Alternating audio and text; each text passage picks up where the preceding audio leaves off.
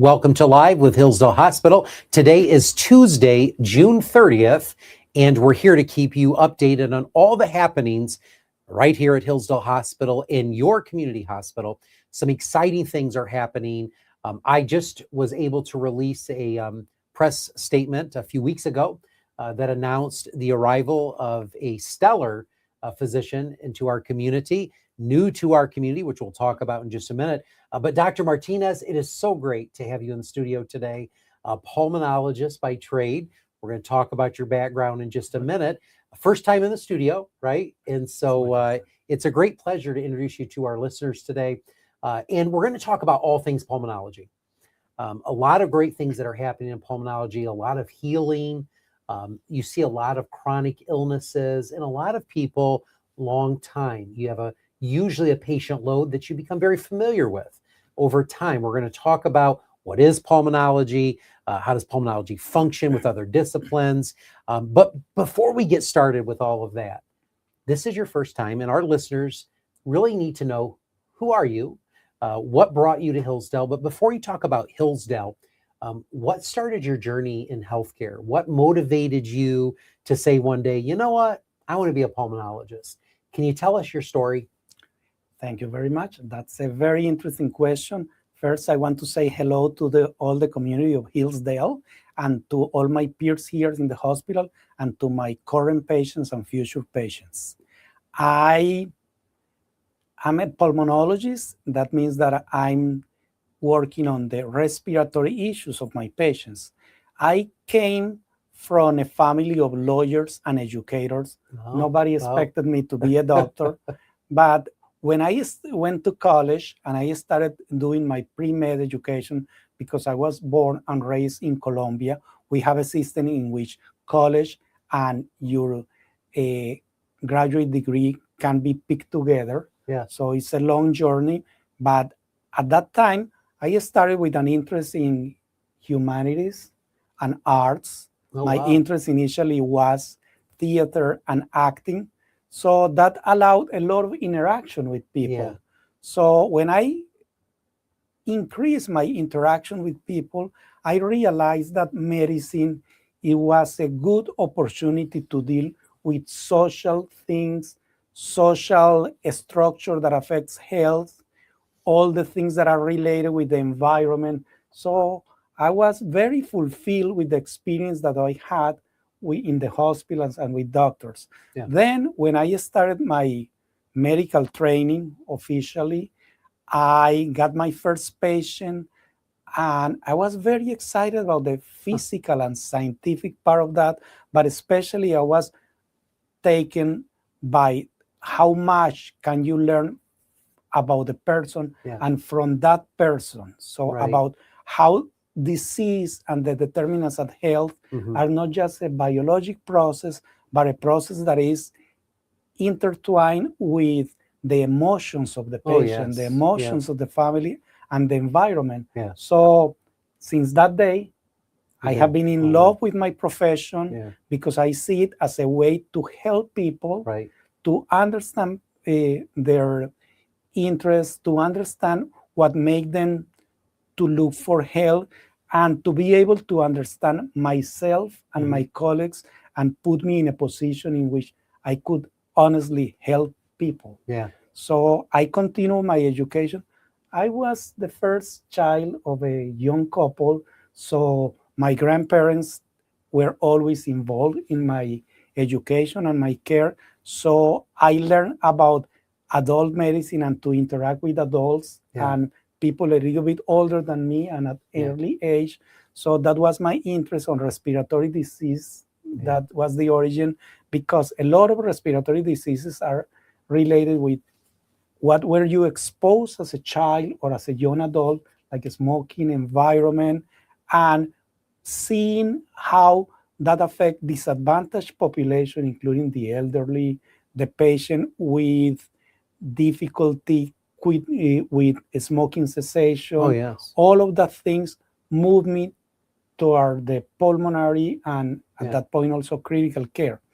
I also, both in Colombia initially, had a training in epidemiology, But later on, because of family interests and my interest on practicing in an environment in which safety and technology were together, I came back to the United States and not only gained my certifications again, but I went through the training process again. All over again. So Is that right? I did again my training in pulmonary, Wow. critical care, public health, and Wow. occupational medicine. It was a long career, but that career put me, and I think that put me in a good position to be able to interact with patients in our environment, to be able to understand our healthcare system, Oh, yeah. Yeah. to be able to interact with our colleagues, and especially to be able to work in an environment in which all the team members could put their effort toward the patient's satisfaction and health. Yeah. A lot to unpack there. So social determinants of health, it's a major driver right now in the health and wellness of patients. You touched on it beautifully. You know, your first encounter with a patient was understanding them and what their needs were, because it goes to social issues, it goes to individuals' ability to obtain their medication, individuals' access to transportation. These are social determinants of health. And we find that people are healthier when they have access. And access is often an issue in our country. Many deserts that we call them, whether it's OB deserts or pulmonology deserts, because not everybody can bring a full-time pulmonologist to their community. So having you here helps us fill some of those gaps. What's most interesting is the relationship that you build with your patient, because you're working really in consort with primary care.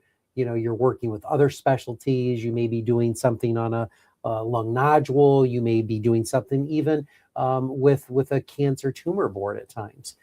But before we answer some of those questions and talk about pulmonology specifically, I have a follow-up question. Do you do anything with theater? You studied theater. Do you volunteer anywhere? Do you do anything? Because what we want to do is try to humanize our guest a little bit to, like, you're a real person. I can touch you, you're real. But I couldn't believe you were real at first when I first met you, because you're this picture perfect physician. You really are. You're well-spoken, you're a gentleman. But, you know, tell us a little something exciting about yourself beyond the schooling stuff. I have to go through, as a child, through the process of trying to mature soon or quicker, because I live with my grandparents. Okay, sure. So they introduced me to general culture, arts. Again, it's a family of educators, so they strongly believe in the power of advancing through education. Sure. That is something that is a social value that I try to convey to my patients. And education is not just the formal education, but also learning about your disease, reading about your disease. But in my specific case, I had many art interests. And in high school, we did have a very successful plays. Oh, wow. And having come from an adult environment, I took some leadership positions, and I was not only acting, but trying to be the producer and director of our plays. And my peers, probably just so I wouldn't be bothering that much and that often, gave me that opportunity. So I learned about directing and producing, and I consider a career in arts early on. But as I finished high school at a very early age, and was accepted to college even before the age of 16. Is that at right? That time. So you started college at age 16? Yeah. That's incredible. So my parents tried to steer me towards something that looks more stable and that didn't have what many people see in art, that is the free spirit style. So I'm not an actor anymore. I haven't acted that. But I think that what I learned helps me to do this, that is to try my best to relate with persons in different situations. Great analogy. So I'm not a very open person. I'm really a shy person, but I learn. Yeah. And in my heart, I have the desire to connect. And that helps Yeah. with my patients, that helps with my personal Yes. relationships, that help with my family. So I remember that I was always talking to people, and I love to do that. Oh, yes. Well, you're incredibly smart. You really are. And I think you're funny. And I think once individuals get to know you, they're going to see this very unique sense of humor, which I've enjoyed. So thank you for obviously joining the team at Hillsdale. Let's dive a little deeper into pulmonology, if we could. For our listener today that says, all right, what is pulmonology? What is it in general? And when does a patient come see a pulmonologist? It's not like I wake up in the morning and go, you know what? I think I'm going to call a pulmonologist today. So what is pulmonology? Why would I come see you? How are you getting the majority of your patients? Well, let me start saying that breathing is easy when it works. Yeah. When it works. So every time that you notice that you have to make certain effort to breathe, or just the fact that you notice that you are breathing, there is something that needs to be investigated. Mm-hmm. So any kind of conscious perception of the effort of breathing, that we have the technical term of shortness of breath, of dyspnea in Mm-hmm. medicine, Mm-hmm. is a reason to be evaluated. Okay. Your primary care physician can help with that, but that sometimes is the initial manifestation of respiratory diseases. Pulmonologists are specialists who care about respiratory conditions and respiratory diseases. And many of them are common. Mm-hmm. According to international data, 10% of people, of adults, have COPD, that is the main tobacco-related disease. It is. Chronic respiratory disease is growing. There have been many advances on the prevention of cardiovascular disease, and is leveling or even going down, but respiratory disease is growing. And it's growing because not only tobacco, but the recent introduction of other substances with not enough knowledge of research on that. Yeah. Also, because we have learned that metabolic diseases related with your weight, related with your diet, also can affect your breathing. Sleep is a very important issue. It is. All that symptoms that you have, even snoring or even being tired when you wake up, if you ask your partner, your bed companion, or any family member, they will probably tell you, but I noticed that you were not sleeping well before. Other reasons why respiratory disease is increasing is that we still have a long way to go before we can provide a good respiratory environment, good air quality, especially in some areas, general areas. Yeah. There has been a significant improvement in the occupational areas, but outside of the occupational areas, we are exposed to different potential damaging substances. As a matter of fact, the way that I explain to patients is that your skin is exposed to the external environment all the time. Well, we breathe continuously, so the lung, in certain way, is an external organ because it's in contact with the environment. So a pulmonologist could help you and your general physician, your primary care practitioner, to take care of many diseases that are related to the respiratory diseases that can manifest as sleep-related disorders, as shortness of breath, persistent cough, wheezes, exposure to substance, tobacco use. So that's what we do in pulmonary. And we have seen significant developments in pulmonary medicine recently. So we are able to provide more help nowadays. Yeah. So, several of the things that you talk about, number one, individuals that identify that they have, erratic sleep patterns. We offer a sleep center. So that is an option. And, pulmonologists can do the recommendation to the sleep lab. And that's one way, right? An effective way to measure, to find treatment methods, because there's treatment methods to sleep apnea. And then when we start talking about, okay, patient has COPD, you said 10% of the adult population suffers from that. And what is the seasons that we should be most concerned about in the environment when it comes to these type of respiratory issues? Because it's hot out right now. Then you get into the fall season, and obviously then you get into spring with allergies and other things. Talk to us about the relationship that weather in the environment plays in that. We are exposed to the environment, at least the respiratory system, all the time. All the time. So that is a very important question, and it's something that will allow us to have an even longer conversation. Some things are changing. You didn't expect the weather that we had last month, or at least the temperature. Yeah. You wouldn't expect the heat wave that is going on. So, This week, yeah. so the respiratory system and respiratory patients are at certain disadvantage most of the time. Some of them could be more sensitive to some things, some of them to others. Mm-hmm. For persons with asthma, the pollen season and the drastic changes in temperature, that means a Cool. fall, that means the beginning of winter, Right. winter itself, a spring could be a difficult time. Yeah. So that's a time that happens.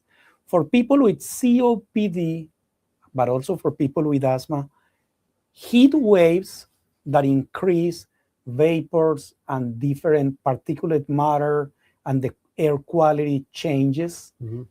that happens in this kind of summer. Yeah. So could be a time to pay attention and be careful with the respiratory symptoms. But we also have flu season and respiratory infection season. We do. And even when you have a mild flu for a healthy person with no respiratory disease could be devastating for a person with already established respiratory disease.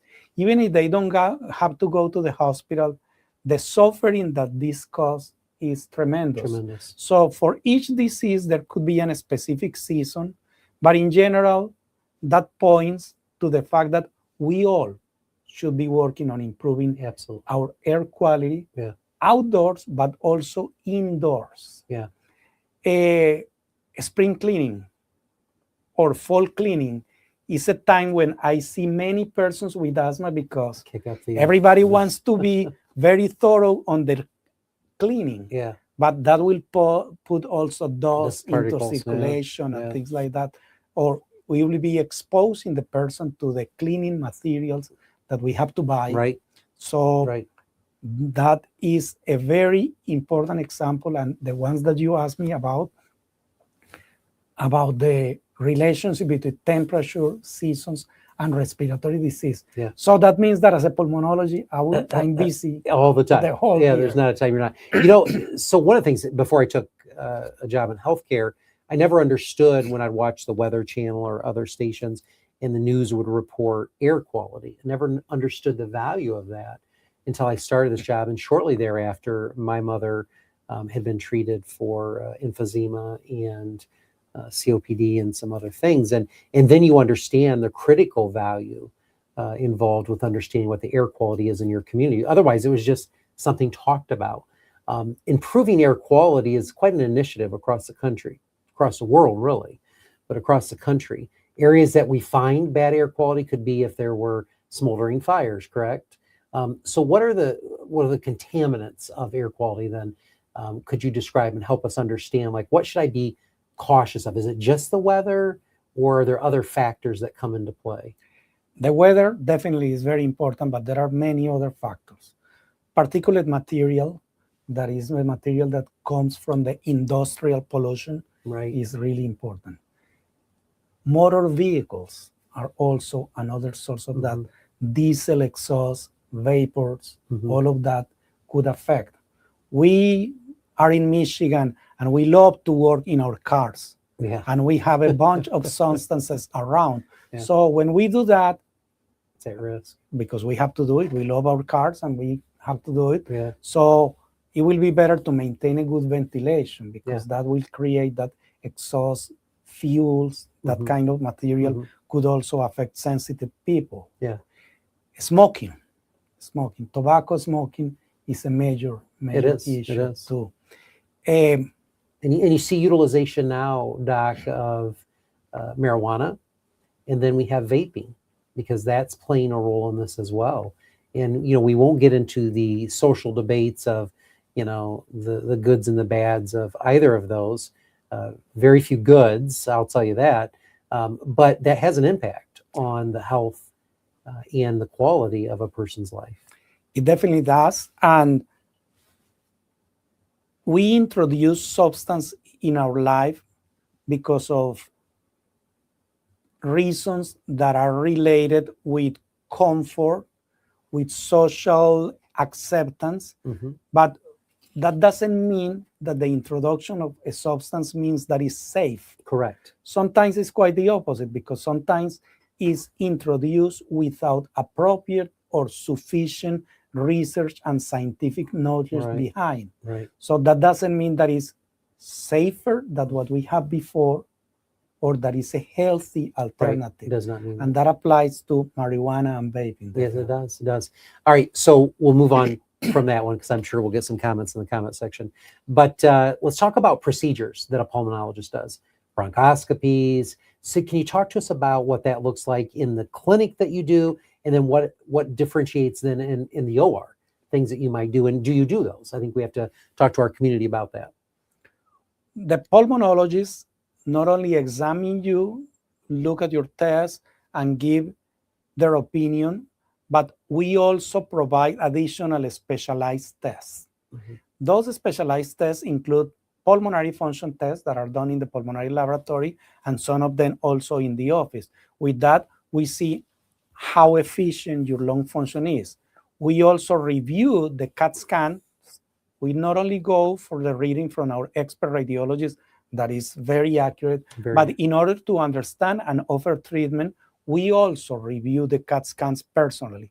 But we do also endoscopy of the lung.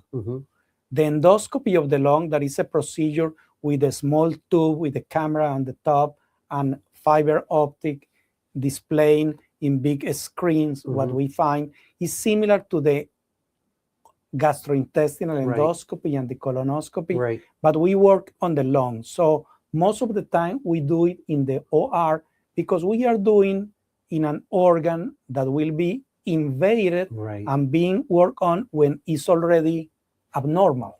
So we have an appropriate monitoring. We have the support of anesthesia and carefully airway management, and we take a look at the airways, the windpipes, look for abnormalities, and we could take either different pieces of biopsies to be sent to the laboratory, or to do some flushing of a sterile saline solution to take samples and send for bacteriology, molecular tests to look for immune diseases like rheumatoid arthritis and all the diseases that can affect, or for infections. Sometimes I even tell patients, I'm going to explain you what we found, but it's possible that it's more important what we receive from the lab than what I directly saw. Yeah, exactly what it was. So, obviously it's a discipline that requires a lot of work with our patients, referrals potentially for other services, like you'll go get oxygen, for example. And what I want our listeners to know and our patients is that when you're diagnosed with this, it's not the end. There are solutions. There's a way to slow down the progress through certain activities. Can you talk about what some of those treatment models look like, and how are they effective? I want to tell our audience that a respiratory disease is a condition that is treatable, most of them. I have a extreme example that is cystic fibrosis. 30 or 40 years ago, the life expectancy of a person with cystic fibrosis didn't make it to the 20s. Is that right? Now, with the current advances, the scientific advances, and the improvement in healthcare delivery, Mm-hmm. because again, it's not enough if we have the science. We have to have the provider and all the system to bring that to you. And that's where the hospital Yeah. and all the efforts that we are doing here at Hillsdale Hospital needs to be supported. So nowadays, with all of that, their life expectancy is beyond the 40 years of age. Interesting. So lung cancer that we diagnose when we evaluate the nodule, we do the biopsies, we send to the evaluation by the oncologist or cancer doctors. Right. There is a new sort of medications that can improve the prognosis. COPD. Years ago, we didn't have the treatment options. We have many different inhalers and other new ones coming. We have biologic therapy. In asthma, it's such a change in the scenery that you can even see commercials on TV because we are introducing new medications every day. In sleep, years ago, the treatment of sleep was a CPAP that was a gigantic machine. Now your face. Now you can travel and you can take it inside the airplane. Yeah. And we have many other options and they are growing. They are. So in oxygen, you needed to have big tanks before. Now you still need a compressor to create your oxygen, but you can have a small portable devices. Yeah. We also have something. Which doc, by the way, I mean, I worked for a judge many years ago, and we took a road trip to Arizona together, and we had to load his back. He had a van, and we had to load the van up with, I'm not joking, 40, of those big air tanks that we had to load it up with. Now, circa head, now we can have this little machine. It's about this big, fits on the side, looks like a fanny pack, right? Now, not everybody qualifies for that though, right? So I think that's an important point because you got to have a certain, there's a certain level. I don't know all the nuances of it, and sometimes the insurance companies don't cover those, but we work with the patients in that, but there is such technology increases today, whereas to your point, people couldn't travel on the plane. They would have to drive. They'd have to take their tanks on the road. Now that all is suitable to go fly wherever you want to fly. You can live your life. And with the advancement in technology, that little devices can be charged in the car. It's amazing. There are small batteries that you can use. We have technology that could help to monitor through the cell phone telemetry, or through the small devices. Yeah, it's incredible. So your respiratory condition is not necessarily the end point of your life. No, not at all. We also have something that is sometimes underutilized that is called pulmonary rehabilitation, in which, just like when you have a trouble with your arm, you learn how to use it again. In pulmonary rehabilitation, we help you to recover your life and being able to breathe. Yeah, we do that right here at Hillsdale. We do. We have a cardiac rehab center, the Wygent Center, and it is an effective tool to return people back to their lives. And we have many graduating success stories from that.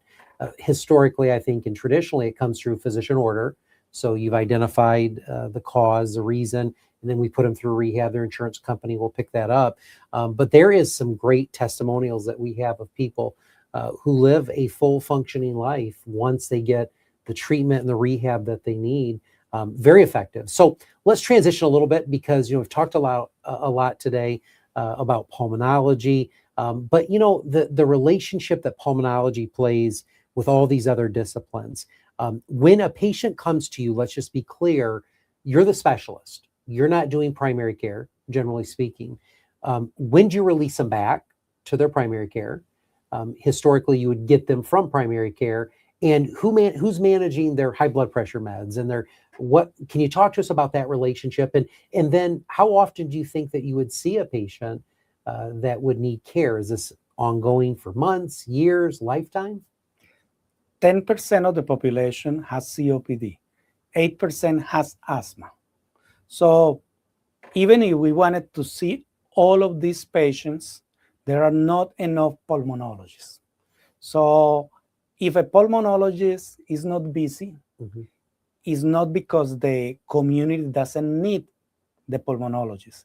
It's because their general physicians or the patients are being shy and not using the Using the resource. resources. So I want to invite everybody to use the resources. Yes. In pulmonary, we give specific recommendations and try to help the patient and our colleagues who have sent the patients.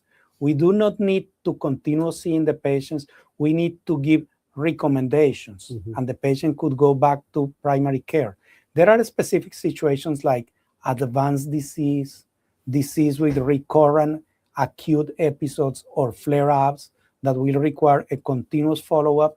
But we usually see that patients every 4 or 6 months. 6 months. Okay. And we teach the patient when the patient should go to the closest ER, urgent care services that we can provide here at Hillsdale, all of them, or go back to the primary care physician. And again, for a primary care physician or for a patient that is concerned that he will have to maintain a continuous relation with the pulmonologist, we do that only if needed. And even if we wanted to do that, we can't, because there are not enough pulmonologists. Right. Very challenged with that. So as we wrap up our discussion today, you have the availability, and you will consult the patient on the inpatient, because our hospitalist team may accept that patient knowing that they have access. You may even round on those patients on the floor, correct? I don't know if you've done that yet or not. You've only been here a very short minute, but I'm assuming you have.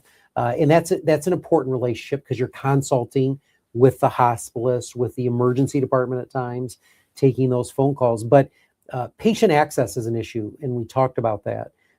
And one of the things is that when you interviewed us, and I interviewed you, I also reached out to your former CEO of the hospital, who spoke very highly of you, but we also looked at your patient testimonials, and they're incredible. The patients that come see you, the remarkable stories of health and healing that they talk about, or maintenance, were very, very important to me, because that's what we're trying to do here in the social determinants of individuals' health. But I would assume that you have a full schedule, but you have access to see patients, correct? And you're out at Three Meadows, correct? Building, and you're in a beautiful suite. Talk to us about, you've had interaction with some of the staff and patients already. How's your experience been? Thank you for that nice words about my work and about myself. But I have to tell you that I can only be as good as my team is and the support that I can have. So I have a terrific team. I have 2 medical assistants that know some of the patients that have been established, and also who have been guiding me toward understanding the specific things that we do, and to understand better our community, our system, and my colleagues. We have an amazing team or office managers, and the place is really, really outstanding. There is something that sometimes people don't pay attention, but it's extremely important, is that there is an amazing parking lot, and our office is at ground level. That has impact in the respiratory patient, because sometimes they come with the oxygen, with their machines, or they, as I explained before, they are coming with trouble breathing. So it's a good environment. In the hospital, I already met with the specialist in hospital medicine, the hospitals, and I already saw a couple of patients in the hospital. So it's a great team, and the nurses were also very helpful, helping me to navigate, because, again, I could know certain things, I could have certain ability to connect with the patient, but I cannot do it without the team. Absolutely. And that's what Hillsdale is providing me, and I want to be able to pay back and help our community. That's right, and you're doing a great job at that. I've heard absolute raves about what you've done already. You've only been here a very short period of time. Very excited to offer to our community. We'll put in the notes how you can access Dr. Martinez, the phone number that you can reach if you want to make an appointment, but also talk to your primary care physician. And as Dr. Martinez said, if you're experiencing any type of distress, irregular patterns to your breathing, those are the times that you should be making consult or speaking with your primary care, or even just reaching out to the pulmonary office to schedule an appointment. We'll stop there for just a minute and pause to see if there are any questions that are live right now. No questions live. If you have a question of Dr. Martinez, drop it in the notes section, and we will be glad to get back with you with an answer. Oftentimes people watch this after the live event and have questions. We'll get those questions over to Dr. Martinez to answer, and we'll get you an answer. Dr. Martinez, it's been great to have you in the studio.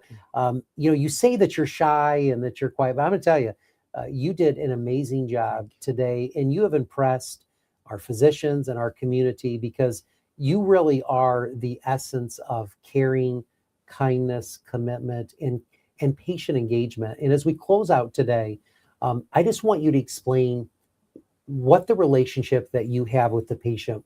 Talk to us about what that looks like, because you've already alluded to the fact that you get to know their wholeness, but you have a desire to make sure that they're well, to live their fullest life. As we close today, talk to us about the relationship. I want my patients to feel that the feeling of control that they have on your lives, and that it was taken from them because of the respiratory issues, is reestablished, and that you are the person who is in charge. And that we are giving you tools and help to be yourself, to be able to proudly be the one calling the shots and being able to manage your body. That's right. So education of the patient and clear explanations in plain English is part of what I do, and part of what I want to do. Just as I have tried not to use many medical terms, but try to explain to the patient, that's my goal. The education of the patient to me is very important, because when you are at the center of managing your problem, any problem, even health problems, things are going to work better. That's right. And before we close, I would like to make a remark. Number one, I want to say that I couldn't do this without the support that I have had here and without the support of my family. We make the decision to move here thanks to the invitation of Hillsdale and JJ, but also because we honestly love small communities, rural areas, and we understand how important is that. And we enjoy architecture and historic places. And finally, remember, we are here to help you. That's right. Our professional association's motto, that is the American Thoracic Society, is when you cannot breathe, nothing else matters. That's right. So let's work trying to help you to breathe again. Thank you, Dr. Martinez, and thank you for investing in our community, because I know for a fact you had a lot of offers on the table, because pulmonologists are in high demand. And you had a lot of other big systems, mid-sized systems, but you chose Hillsdale, and I want to say thank you for that. That means a great deal to me personally and to our community, and for all that we're trying to do. I hope and I pray and wish that this is 2 more decades plus to go of time that we're together, and that we can start and to ensure that our community has access, and to ensure that they can live a full life. And that's really what Hillsdale Hospital is all about, ensuring that our community has the resources they need. It's why we invest. It'd be very easy for me to say, for all these specialty cares, whether it's neurosurgery, vascular, whether it's pulmonology, we could easily say, go to the next hospital down the road. We're just going to take care of these things, but we don't. We're a full continuum of care right here. And we do that to make sure that our community does not have to travel. So thank you, Dr. Martinez, for investing in our community. A beautiful family. You've made a great decision to come to Hillsdale. We're so excited to see what the future is going to bring. So thanks for joining us today. Thank you very much. And thank you to our listeners today. We'll shake that hand of yours. Thank you for tuning in. We do this because we want to bring to you all the current happenings right here at Hillsdale Hospital to show you that you don't have to leave your community to get the care that you need. Right here in your backyard at Hillsdale Hospital, you can receive the care that you need for you and your family. So we would encourage you to tune in to all of our social media We have Buzz 92.1, WCSR 92.1. We have Buzz Radio. We are on Facebook. We're on live. Everywhere you go, we're there. We have a national podcast, Rural Health Today. Download that podcast at Rural Health Today or wherever you subscribe to get your podcast, because we talk about the importance of sustaining rural health in this country. It's not just a discussion about Hillsdale. It's a discussion about how do we save rural healthcare in today's tumultuous times. The government's after us. The payers are after us. A lot of challenges that we face right now. And we're encouraging the country to stay true to their local hospital. And we would encourage you to do the same. If you've ever had a bad experience or need to speak with someone, reach out to us. We have our Connect with the CEO at hillsdalehospital.com. You can reach me. I answer emails all the time. It could just be a general question. We find you the right location. If you're looking for services, hillsdalehospital.com. Great location to find out, all right, what services are we offering now? Whether it's neurosurgery or whether it's vascular or whether it's pulmonology, urology, the list goes on. We are your full continuum of care. You can find those resources at that location. And we look forward to seeing you back next time. Until then, remain rural health strong. Thanks for joining us today.